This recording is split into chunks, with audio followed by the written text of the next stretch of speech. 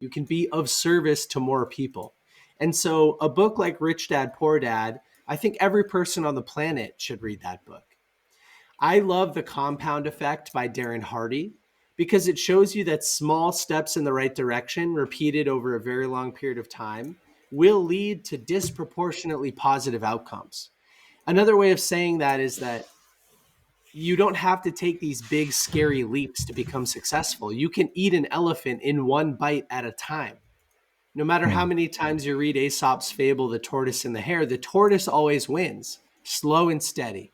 And so for me, that book teaches 1% improvements in every area of your life. That's the magic sauce. So it's not intimidating, it gets you to take better action. I recommend too, like you said, The 4 Hour Work Week by Tim Ferriss. I think everybody should read that book because one of the core messages is that everybody is capable of designing a life that's fulfilling to them. You don't have to work a job that you hate. You don't have to be in pain every day. You don't have to be in debt. You can be happy, healthy, and wealthy. All of us can be that way. And Tim sort of shows you how he did it so you know it's possible. And then he gives you the mechanics to do it in your own life. Because in your book, you talk about reading with intention, about the emotional, the deeper emotional intention that you have for something, and you give an example about how to set smart goals and how you found an area of your life you wanted to change and you did it. And I suddenly thought, I can't remember the last time I picked up a book because of a reason. I just picked up a book because I wanted to read. And it was kind of like, oh, I don't know if I do read with intention like that.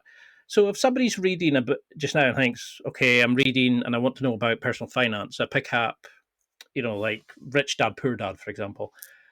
How would they start writing it with intention? How would they start using that philosophy when they approach a book rather than just passing time? They actually want to get some education from it.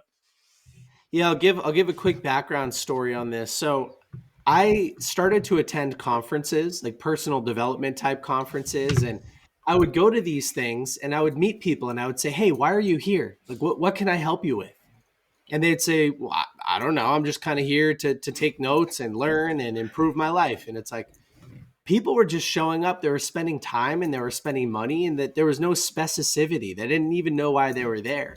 And then I started to realize Hmm. the same thing happens with books. Like just like you said, most of us, and by the way, this happened to me for a very long time.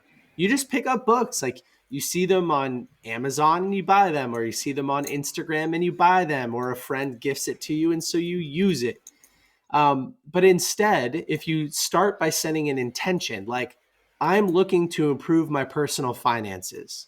So you look up the best personal finance books because you're tired of living with debt and barely making your credit card payments and impulsively spending. And you're just like, I want to get it under control. So you go on Amazon or whatever and you find Rich Dad, Poor Dad, to use your example. When I get the book, I love to read the front cover, read the back cover, maybe the introduction, and I get a good sense as to what the book is about. Normally, the author is going to tell you what you're going to learn and what they're going to teach you.